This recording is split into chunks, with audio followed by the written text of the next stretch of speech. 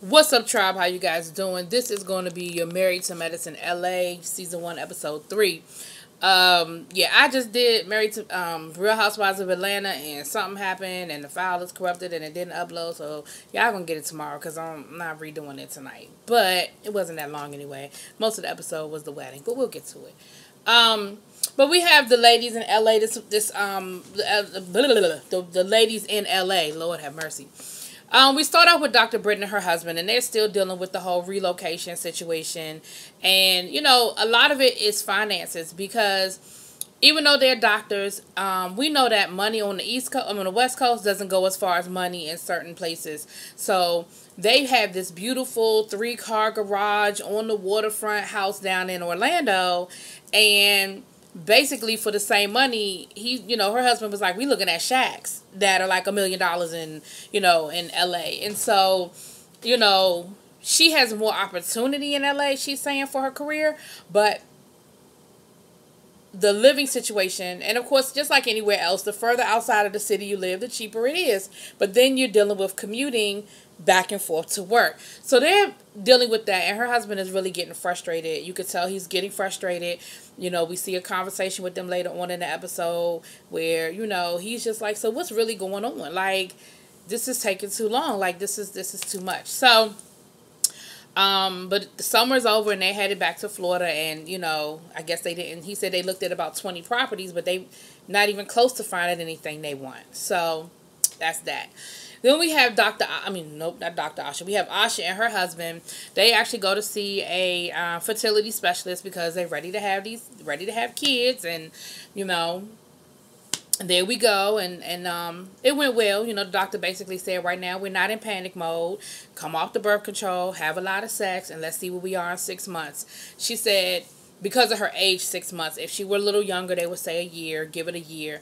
But, in 6 months, if nothing has really sort of kind of happened, then they'll start looking at, maybe looking at some other things to try to boost it along.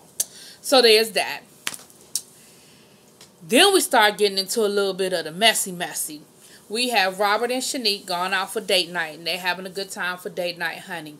And while they're at date night, she's asking him, well, how did you like your party and everything? And he said, I really enjoyed it. He said, there was a few things, though, that I saw that I wasn't happy about. And he's talking about the situation with his friend, oh, Lord, what's that girl's name? The friend that used to date Asha's husband. Why I can't remember that woman's name. I should have, Caress?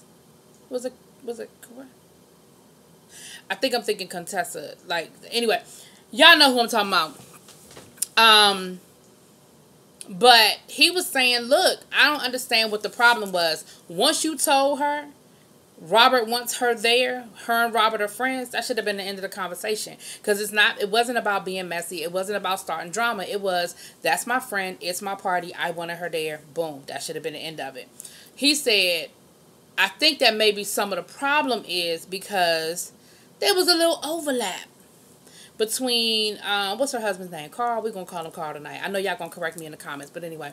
Him and Asha was sort of on a break, and he went back to old girl to see if they could maybe work things out. And he said, Robert is saying, maybe that's where some of the issue was coming from, because she knows that was part of the situation, and maybe she's a little insecure with old girl being around sniffing.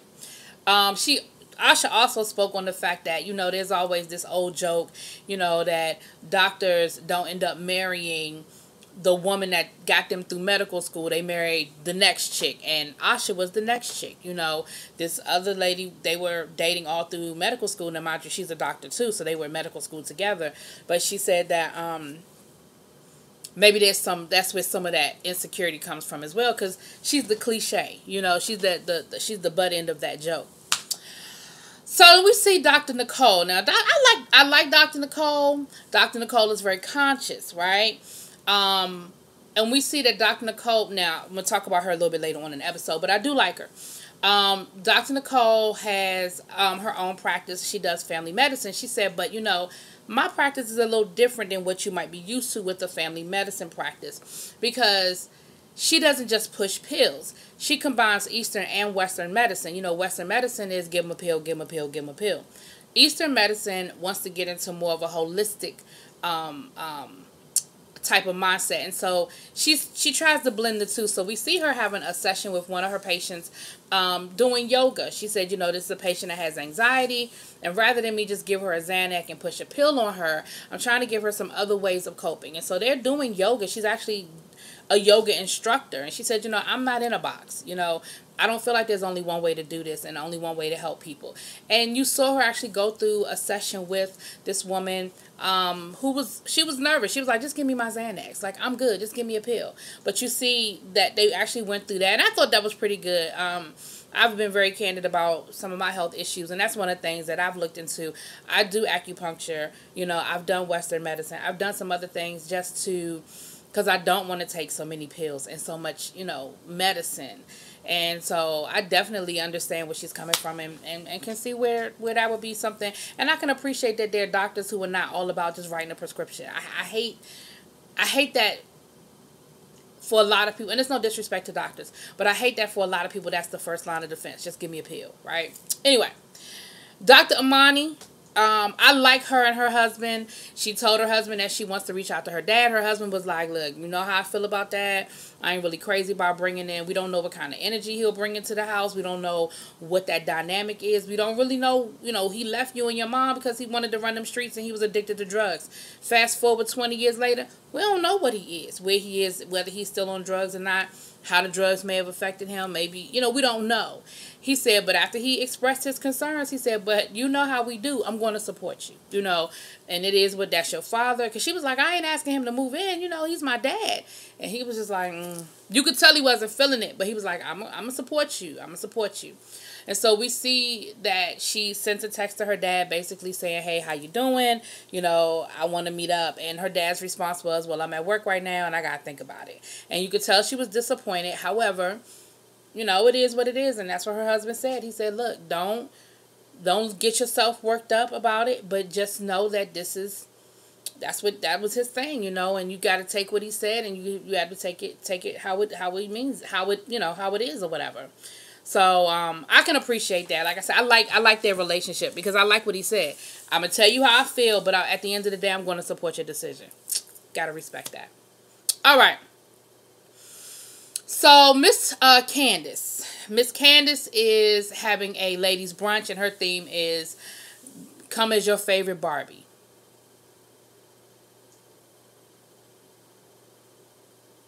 This is very Candace, and it doesn't shock me at all.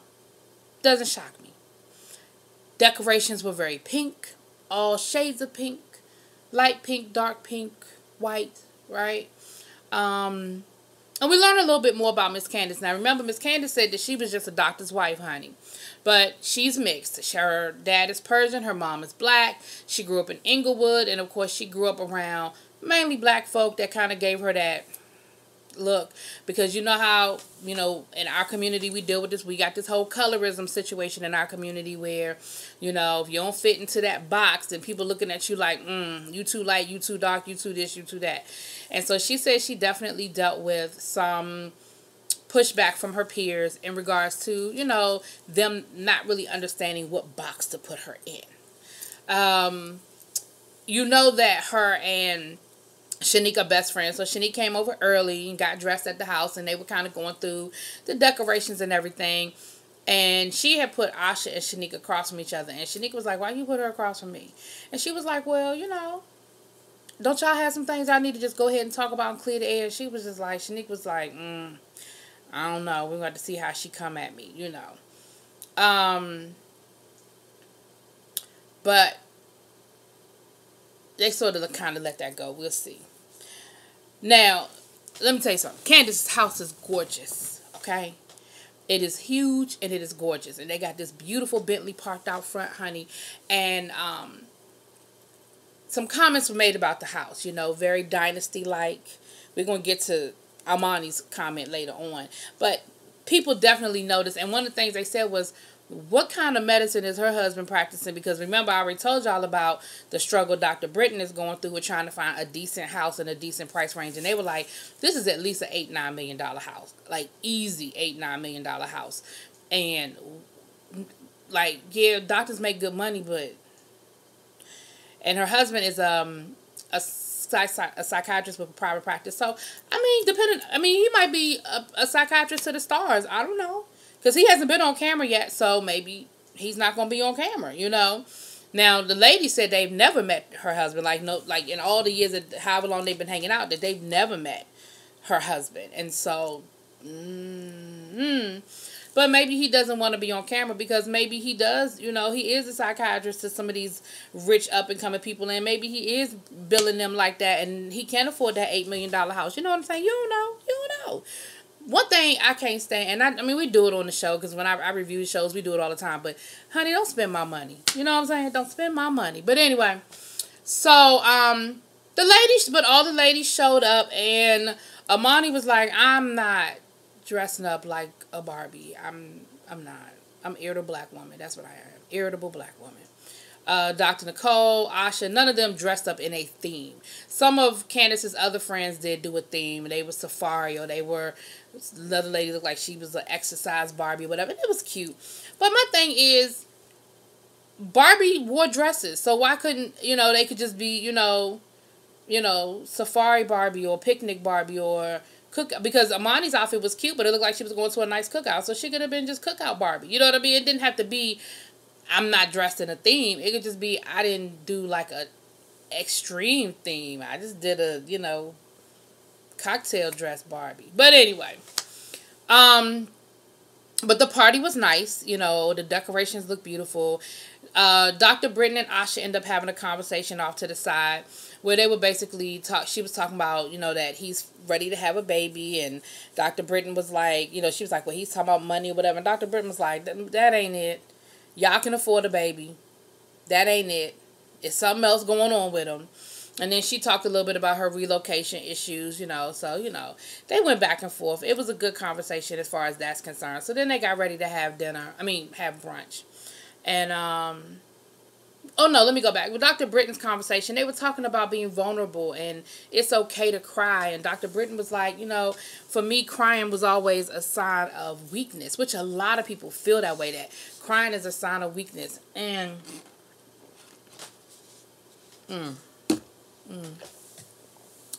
ooh, that was too much sugar. That's a sweet tea.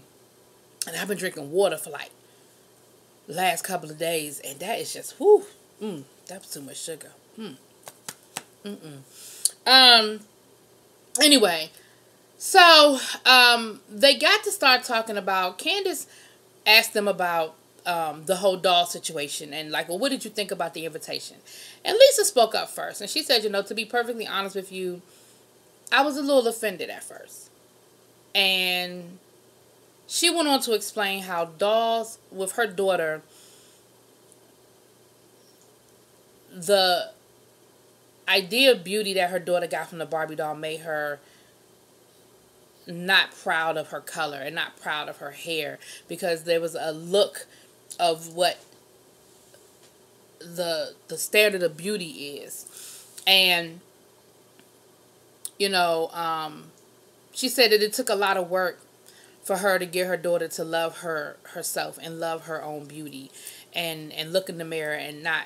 She said her daughter asked her to dye her hair blonde when she was like 4 or 5 years old. And so there's definitely some issues there as far as what her daughter saw and perceived onto herself. And then Amani went on to speak about how, as a psychiatrist, one of the places that she works deals with eating disorders, and how a lot of the girls, when they're in therapy, they reference Barbie and the perfect waist and the perfect body shape. And so there's that connotation for her. What I like about Candace, though, is that Candace didn't get offended, at least not here. She didn't get an attitude. She didn't get angry. She said, I really wanted to spark this type of conversation. And so I appreciate where you guys are coming from. And I like to hear a different point of view. Like, I'm really appreciating this. And I think she really did.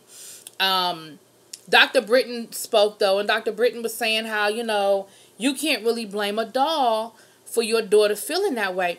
But I'm with Lisa. And like she said, Nicole. And like she said, there are studies that have been done. And there's a very famous study a very famous doll baby study about the blue eyes, brown eyes, and how little black girls, when they were asked to pick the doll baby, which doll baby did they want to play with, and they picked the white doll baby over the black doll baby, and the blue eyed one over the brown eyed one. Like, it's some very famous studies on children's perception of beauty based on the doll babies and that connection to our standard of beauty.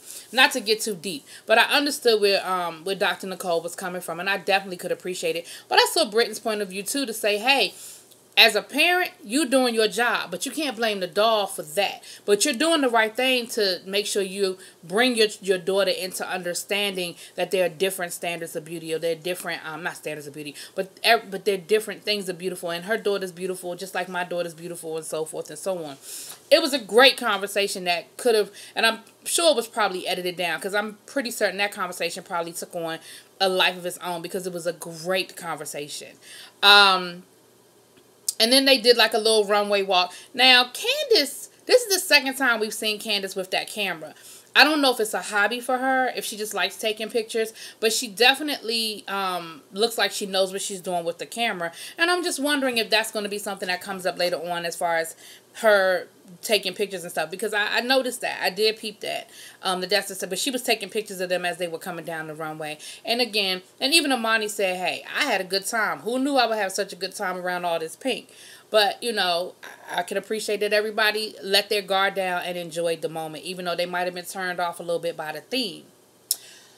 Last but not least, Amani, Dr. Britton, and Shanique go out to dinner. And a couple of things happen at dinner. We find out that Dr. Amani loves Teddy Pendergrass. That's a whole nother conversation. But Shanique was like, look, let me set y'all straight on this whole situation with me inviting the ex-girlfriend to my party. She said, I went to Asha and I told Asha she was coming. And I gave Asha the opportunity to make a decision about whether she wanted to come or not. So, of course, Amani and Britton were like, well, what? So you mean Asha knew that the girlfriend was going to be there and she chose to come anyway, and then chose to make this grand exit like she was so offended and so upset? And Shanique was like, exactly. She said, I wish that I'd had an opportunity to explain that to you all before the party so y'all wouldn't think that I was shady or that I kind of did something shady. She said, but she knew.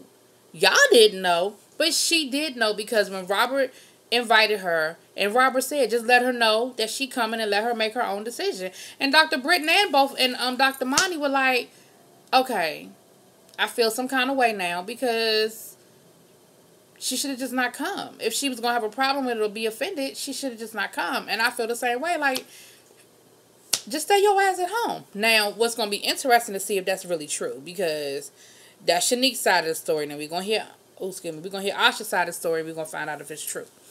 Then, last but not least, Amani was like, can we talk about that house? Because they asked her she asked them how did they enjoy Candace's brunch. And you know Candace and Shanique like this, they BFF. So Shanique was like, well, what about the house? She was like, Amani talking about something. I mean, it looked like a drug dealer's house. Honey, what'd she say that for?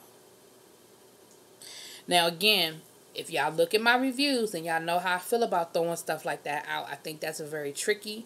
I think that's very dangerous and a little reckless to throw those kinds of things out, regardless of whether it's any validity to it or not. That gets to be real dangerous. Talking about, oh, this looks like a drug dealer's house, and a doctor can't afford to live here, and he must be doing something else with his money, and there must be other things. See, you throwing out, I don't like that. I know it's TV, but to me, that's just a dangerous and that's a slippery slope. But anyway, y'all let me know what y'all think. Drop it in them comments, please. I hope that this file don't get corrupted, because then that means there's something wrong with my computer, and then we got a whole nother set of issues.